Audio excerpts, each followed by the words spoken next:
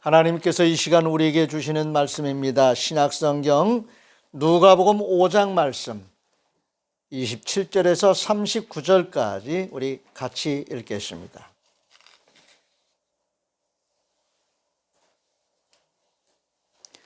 신약성경 97쪽을 참조하시기 바랍니다.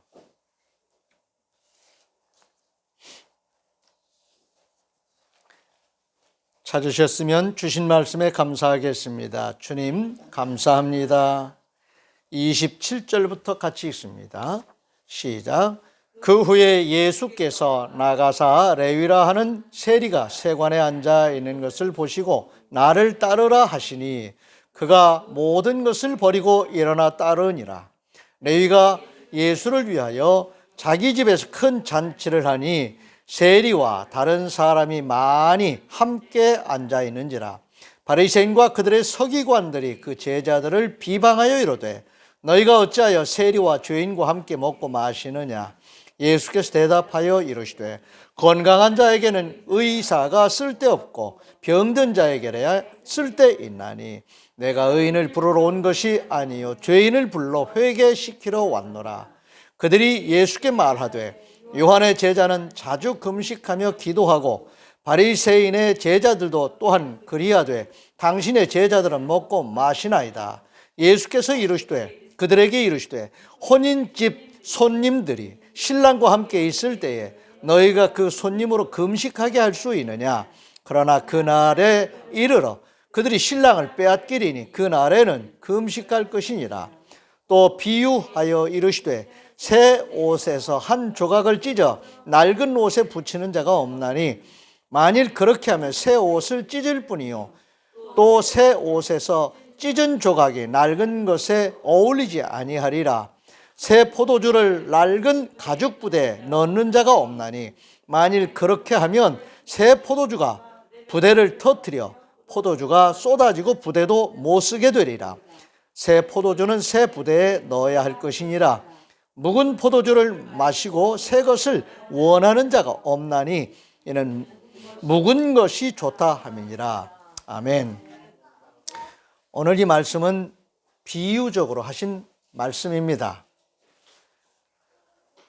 오늘 이 말씀을 통해서 저와 여러분이 하나님과의 관계가 회복된 자로서 우리의 존재, 하나님과의 관계가 회복되었다고 하는 것은 죄가 세상에 들어오기 전에 하나님께서 천지를 창조하시고 보시기에 좋았더라 했던 그때를 한번 생각해 보시기 바랍니다.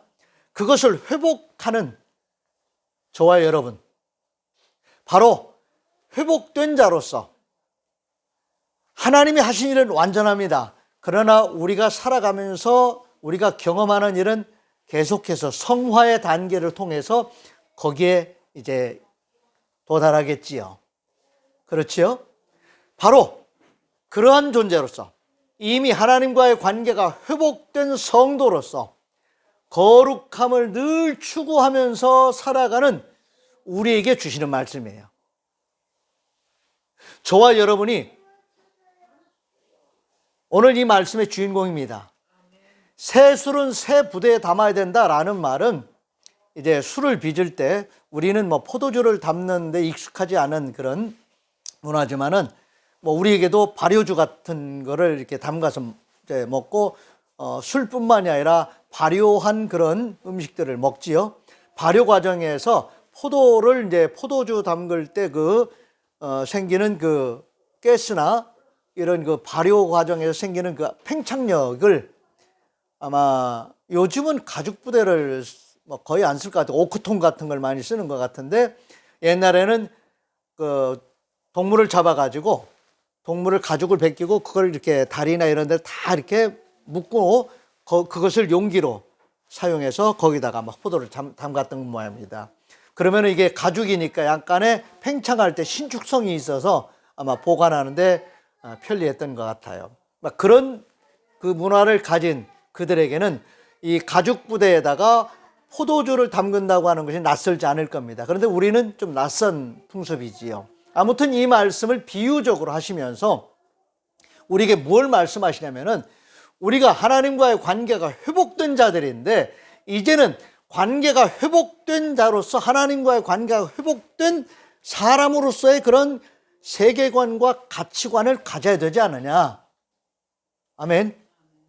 예수 믿는 사람답게 성경적인 그런 세계관과 가치관을 가져야 된다는 그런 말씀으로도 이해할 수 있죠. 같은 맥락입니다.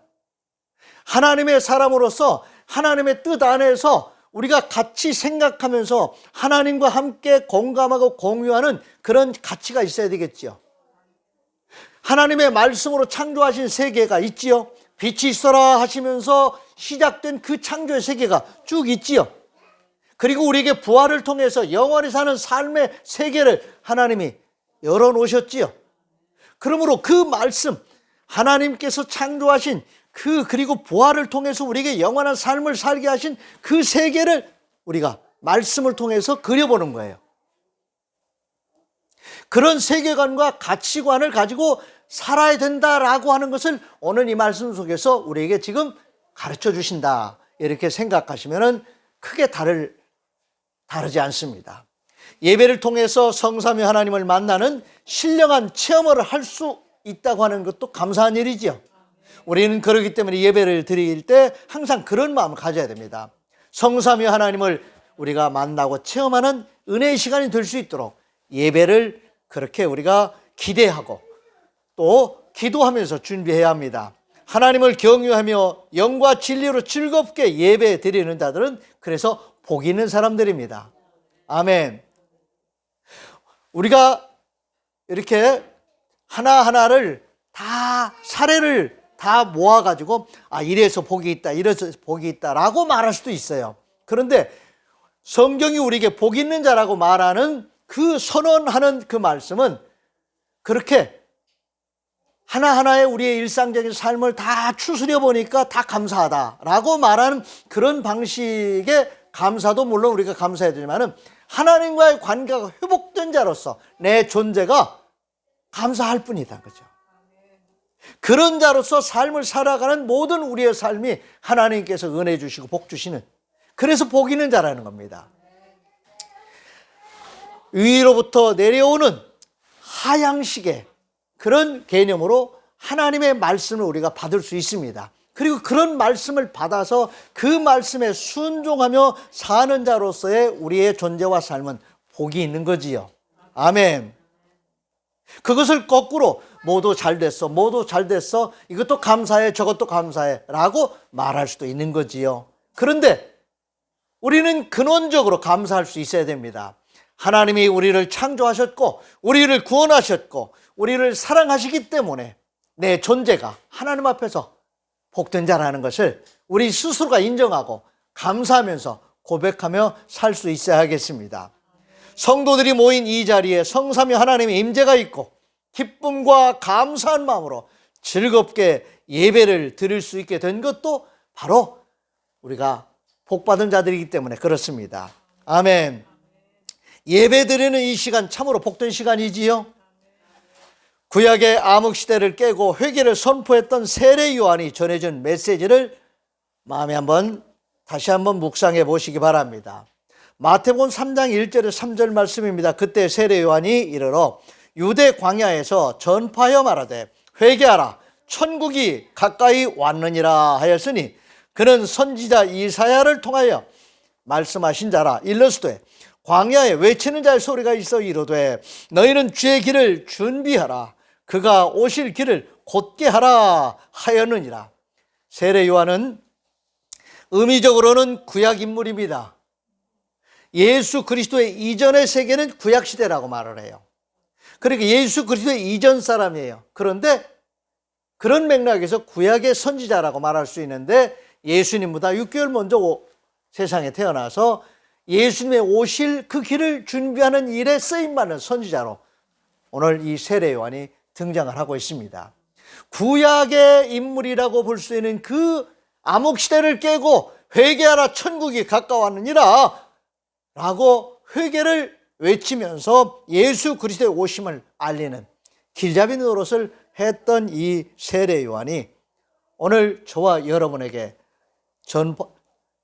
전파해주는 이 메시지를 잘 이해하실 수 있기를 바랍니다. 그가 또 이렇게 말하고 있습니다. 요한복음 3장 28절 30절에 보면은 내가 말한 바 나는 그리스도가 아니요 그의 앞에 보내심을 받은 자라고 한 것을 증언할 자는 너희니라. 신부를 취하는 자는 신랑이나 소서 신랑의 음성을 듣는 친구가 크게 기뻐하나니 나는 이러한 기쁨으로 충만하노라. 그는 흥하여야 하겠고 나는 쇠하여야 하리라 하니라. 아멘. 세례 요한이 이런 자기 존재와 자기 역할을 이렇게 바르게 이해하고 예수님 앞에 예수님께서 오시는 그 길을 준비하는 자같이 구약의 말씀을 이루는 그런 자리에 지금 쓰임받고 있습니다. 저와 여러분 또한 이런 역할을 할 수 있습니다. 그렇게 살아야 되겠습니다. 성삼위 하나님과 관계가 회복된 거듭난 사람으로서 우리 성도들은 하나님이 말씀으로 창조하신 세계를 소망 가운데 살아가고 있다는 것을 여러분 인정하시기 바랍니다. 하나님이 말씀으로 창조하신 세계 속에서 살아가고 있습니다. 그리고 그 말씀을 이루며 살아가고 있습니다. 아멘. 또한 창조하실 때 그 과정과 결과를 모두 좋아하셨던 하나님과 가치를 공유하고 공감함으로 동심원을 그리는 것처럼 하나님 나라의 삶을 살아가고 있습니다. 이것이 변화된 저와 여러분의 현재 존재 그리고 삶의 모습입니다. 성도는 더 이상 옛사람이 아님을 인정하고 고백하기 때문에 오늘 말씀을 마음에 깊이 새겨야 하겠습니다. 새 포도주를 새 부대에 담아야 한다는 말씀은 앞에서 말씀드린 것처럼 세계관과 가치관이 바뀌어야 한다는 그런 의미로 이해하셔도 되겠습니다. 아멘. 하나님의 사람은 하나님의 사람다운 생각을 해야 된다는 겁니다. 하나님의 사람은 하나님의 사람답게 살아야 된다는 거지요.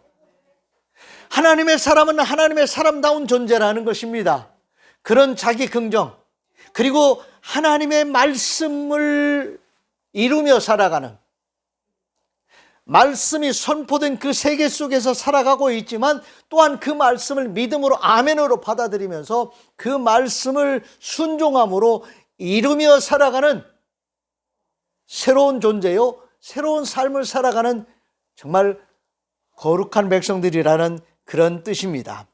또한 부활을 통해서 영원히 사는 자로 거듭나게 하신 하나님의 말씀을 믿는 자답게 그 말씀으로 가치 판단을 하면서 말씀에 합당한 생각을 하면서 살아가는 거룩한 변화를 추구하며 살아가는 삶을 살아가고 있는 주인공들입니다. 저와 여러분들이 바로 그런 사람들입니다. 그러므로 우리는 하나님의 사람다운 삶을 살아가는 그 은혜 속에서 날마다 변화되는 거룩한 변화를 경험하면서 살아가는, 우리 자신이 먼저 경험하면서 우리의 변화된 모습을 함께 경험하고 있는 우리 가족들, 우리 이웃들이 우리를 보면서 주님이 가나 혼인잔치에서 물로 포도주 만드셨을 때 그 연회장이 그것을 맛보고 앞에서 먹었던 것보다 더 맛이 있다, 더 좋다, 어떻게 이렇게 살아가느냐. 세상 많은 사람들은 먼저 좋은 거 내놨다가 취하면 나쁜 거, 질이 떨어지는 것을 내놓고 그냥 유지하는데 거꾸로 방향 설정이 좀 바뀐 거지요. 갈수록 좋은, 갈수록 질 좋은, 갈수록 더 풍성한 삶의 세계를 열어나가는 그런 기적이 일어나고 있는 거지요. 저와 여러분의 삶을 통해서 이런 일들이 일어나고 있습니다. 아멘. 예수 그리스도는 사람을 살리시고 새롭게 하시기 위해서 이 세상에 오신 분입니다. 아멘. 예수 그리스도를 믿는 우리 또한 바로 주님이 이 땅에 오셔서 하시는 일들을 경험한 자들이고 지금도 그 경험의 세계 속에서 계속적인 그런 변화를 경험하고 이루며 살아가고 있습니다. 마태복음 20장 28절입니다. 인자가 온 것은 섬김을 받으려 함이 아니라 도리어 섬기려 하고 자기 목숨을 많은 사람의 대속물로 주려 함이니라. 예수님께서 친히 하신 말씀입니다. 누가복음 19장 9절에서 10절입니다. 예수께서 이르시되 오늘 구원이 이 집에 이르렀으니 이 사람도 아브라함의 자손이로다. 인자가 온 것은 잃어버린 자를 찾아 구원하려 함이니라. 아멘. 예수님이 이 땅에 오신 것은 우리를 살리시기 위해서 오셨습니다. 요한복음 6장 35절 36절입니다. 예수께서 이르시되 나는 생명의 떡이니 내게 오는 자는 결코 줄이지 아니할 터이요 나를 믿는 자는 영원히 목마르지 아니하리라. 내가 너에게 이르기를 너희는 나를 보고도 믿지 아니하는도다. 우리가 믿어야 되겠지요. 37절부터 38절입니다. 아버지께서 내게 주시는 자는 다 내게로 올 것이요 내게 오는 자는 내가 결코 내쫓지 아니하리라. 내가 하늘에서 내려온 것은 내 뜻을 행하려 함이 아니요 나를 보내신 이의 뜻을 행하려 함이니라. 아멘. 나를 보내신 이의 뜻은 내게 주신 자 중에 내가 하나도 잃어버리지 아니하고 마지막 날에 다시 살리는 이것이니라. 내 아버지의 뜻은 아들을 보고 믿는 자마다 영생을 얻는 이것이니 마지막 날에 내가 이를 다시 살리리라 하시니라. 아멘. 구원받아 새 사람 되기를 원한다면 예수가 그리스도이심을 믿고 회개에 합당한 고백을 함으로 죄 용서 받는 일이 필요한 것입니다. 이미 우리는 이 은혜를 입었습니다. 이 은혜 안에서 우리는 변화된 삶을 살아가는 새 사람이 되었습니다. 새 사람이 되기 위해서는 옛 사람을 버리는 결단이 필요합니다. 이게 회개의 과정입니다. 존재 변화입니다. 누가복음 15장 7절입니다. 내가 너에게 이르노니 이와 같이 죄인 한 사람이 회개하면 하늘에서는 회개할 것 없는 의인 99으로 말미암아 기뻐하는 것보다 더하리라 하였습니다. 회개한다고 하는 것은 사람이 구원받는 과정입니다. 새 사람 되는 과정입니다. 아멘. 마태복음 4장 16절 17절입니다. 흑암에 앉은 백성이 큰 빛을 보았고 사망의 땅과 그늘에 앉은 자들에게 빛이 빛이었도다 하였느니라. 이때부터 예수께서 비로소 전파하여 이르시되 회개하라 천국이 가까이 왔느니라 하시더라. 아멘. 거듭난 자는 하나님 나라를 볼 수도 있고 하나님 나라 들어갈 수 있다고 했습니다. 거듭남의 과정에 이 회개가 반드시 필요합니다. 하나님 저 뭘 잘못했어요 라고 하는 정도의 회개가 아닙니다. 내 행위에 대한 회개도 분명히 회개 안에 들어갑니다. 그러나 존재가 내 행위보다도 내 존재가 하나님과의 관계가 차단된 깨어진 분리된 나의 존재가 죄 자체입니다. 그것을 인정하라는 것입니다.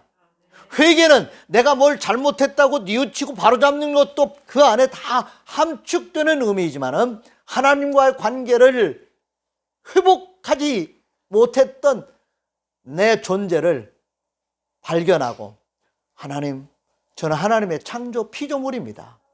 하나님 나를 구원해 주셔서 회복시켜 주시옵소서 라고 하나님 앞에 베끼드는 겁니다. 누가복음 24장 47절에 48절입니다. 또 그의 이름으로 죄사함을 받게 하는 회개가 예루살렘에서 시작하여 모든 족속에게 전파될 것이 기록되었으니 너희는 이 모든 일의 증인이라. 아멘. 회개하라 천국이 가까웠느니라 선포했던 세례 요한의 그 외침과 예수 그리스도의 이 복음을 전하는 복음 선포의 이 메시지는 많은 사람들을 살리는 하나님의 창조의 역사였습니다. 아멘. 에베소서 4장 21절 24절입니다.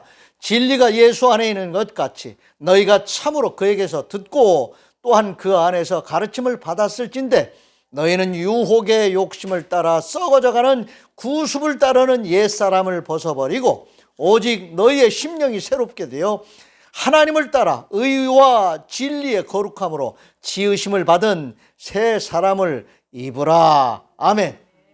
우리는 이미 새 사람이 되었습니다. 새 사람답게 하나님의 이러한 말씀들을 아멘으로 화답하면서 하나님이 우리를 새 사람으로 살아갈 수 있도록 새 사람으로 만들어 주셨으니까 새 사람으로 살아갈 수 있는 그런 은혜 또한 주십니다. 아멘. 우리에게 말씀만 주시는 것이 아니라 그 말씀을 순종하며 이룰 수 있도록 성령 충만케 해주신 분이 우리를 구원하신 하나님이십니다. 말씀으로 미션만 주시고 부담만 주시는 것이 아니라 그 말씀에 순종하는 자들에게 그 말씀을 능히 이룰 수 있도록, 그리고 체험할 수 있도록, 그리고 간증할 수 있도록, 그리고 사람들을 살리는 일에 축복의 통로가 되고 도구가 될 수 있도록 하나님의 저와 여러분들을 새 사람 되게 해 주셨습니다. 다시 오실 주님이 거룩하게 변화된 저와 여러분들을 기뻐하실 것입니다. 아멘. 다시 오실 주님이 거룩하게 변화된 성도들을 찾고 계십니다. 누가복음 5장 34절 35절입니다. 예수께서 이르시되 그들에게 이르시되 혼인집 손님들이 신랑과 함께 있을 때에 너희가 그 손님으로 금식하게 할 수 있느냐? 그러나 그날에 이르러 그들이 신랑을 빼앗기리니 그날에는 금식할 것이니라. 아멘. 예수 그리스도와 함께 있는 동안은, 예수 그리스도와 함께 하는 자들에게는 기쁨이 있다는 말씀입니다. 그 기쁨을 빼앗길 수 없습니다. 아멘. 예수 그리스도와 함께하는 삶을 사시기 바랍니다. 성삼위 하나님께서 살아계셔서 역사하십니다. 지금도 저와 여러분들을 지켜주시고 이끌어 주십니다. 눈에 보이는 세계만 있는 것 아니라고 그랬지요. 보이지 않는 세계가 있습니다. 여러분, 수의 세계는 눈에 보이나요? 논리의 세계는 눈에 보이나요? 물리적인 현상도 눈에는 안 보이지요. 그런 것들을 볼 수 있도록, 경험할 수 있도록 다양한 그런 도구들을 개발해서 그런 것들을 발견도 하고 관리도 하고 응용도 하고 그렇게 살아가지요. 전파라고 하는 것, 우리가 전에는요 이렇게 무선 전화기를 이렇게 가지고 다닐 기대나 했습니까? 70년대 흑백 전화기, 청색 전화기, 아마 그게 무슨 말인지도 모르는 사람들도 있을 거예요. 그렇죠? 흑백 전화기, 청색 전화기, 그때만 해도 그 전화기가 참 귀하고 좋았는데 그 시대가, 지금은 유선 전화기가 거의 인터넷 연결해 쓰는 거 외에는, 그런 장비들을 연결해 쓰는 거 외에는 유선이 거의 이제는 일상에서 사라져가는 것 같아요. 그런데요, 전파라는 게 눈에 안 보이지만은 있지요. 우리가 수는 그냥 이야기하는 속에만 있지 눈에 안 보여요. 근데 수학의 세계가 있지요. 수학의 세계가 있기 때문에 우리가 계산도 하고 예측도 하고요, 다 그렇게 하는 겁니다. 수학의 세계가 있기 때문에 뭘 만드는 겁니다. 건설도 하고요. 여러분, 수학의 세계가 있기 때문에 무슨 비행기도 만들고요, 다 수치로 계산해서 다 만드는 것 아니겠습니까? 움직일 때 다 계산하고 변수가 있는 것까지도 다 계산해서 다 예측하면서 대응하는 거 아니겠습니까? 보이지 않는 세계가 있습니다. 그 보이지 않는 세계에 또 보이지 않는 존재가 있는데, 하나님께서 우리에게 말씀을 선포해 주신대. 말씀이 보이나요? 안 보이지요? 그런데 말씀을 우리가 언어적으로 받을 수 있게 하셨고, 또 말씀이 육신이 되어 이 땅에 오신 예수님께서 말씀을 우리에게 보여주셨어요. 그런데 우리에게 선포하신 그 말씀의 세계로, 또 이루신 그 말씀의 세계로 우리의 영원한 삶을 열어놓으셨습니다. 감사하지요? 새 사람답게 우리는 생각하고 새 사람답게 살아가야 됩니다. 그렇게 새 사람답게 생각하기 위해서 우리는 말씀을 읽어야 돼요. 성경을 읽으면서 문자로 기록된 하나님의 말씀이지만, 지금 살아계셔서 역사하시는 하나님께서 내가 읽는 이 성경의 말씀을 통해서 내게 뭘 생각하게 하시고 뭘 내가 바라보게 하시는지, 내가 어떻게 살기를 원하시는지를 늘 새롭게 발견할 수 있어야 됩니다. 아멘. 그리고 늘 깨어 기도하면서 성령의 임재와 역사를 늘 새롭게 경험하면서 살아갈 수 있어야 합니다. 우리는 그런 존재로 거듭난 자들입니다. 아멘. 그러므로 우리는 아래 것을 바라보는 것이 아니라 위 것을 바라보는, 이 위다 아래다라는 말은 물리적인 현상도 아닙니다. 영적인 그런 의미에서 하나님을 바라보는, 하나님을 의식하는 태도를 말하는 것입니다. 여러분, 하늘은 어디입니까? 저 허공입니까? 여러분이 가리키는 하늘이 어디입니까? 우리는 허공의 어딘가를 가리키는 그런 하늘을 말하는 게 아닙니다. 하늘은 하나님의 자리입니다. 하나님이 계신 곳을 우리는 하늘이라고 말하는 것입니다. 우주를 연구하는 사람들이 말하는 하늘과 하나님을 믿고 믿음으로 사는 자들이 말하는 하늘은 같은 말을 쓰는 것 같지만 개념이 다를 거예요. 하나님이 계신 곳, 하나님의 보좌를 생각하면서 우리는 하늘을 말할 수 있습니다. 아멘. 똑같이 보이지 않는 세계를 말하는 것 같아도 우리는 분명히 하나님이 말씀으로 천지를 창조하신 그 말씀을 믿음의 눈으로 바라보는 겁니다. 골로새서 3장 1절에서 4절입니다. 그러므로 너희가 그리스도와 함께 다시 살리심을 받았으면 위의 것을 찾으라. 거기는 그리스도께서 하나님 우편에 앉아 계시느니라. 위의 것을 생각하고 땅의 것을 생각하지 말라. 이는 너희가 죽었고 너희 생명이 그리스도와 함께 하나님 안에 감추어졌음이라. 우리 생명이신 그리스도께서 나타나실 그때에 너희도 그와 함께 영광 중에 나타나리라. 아멘.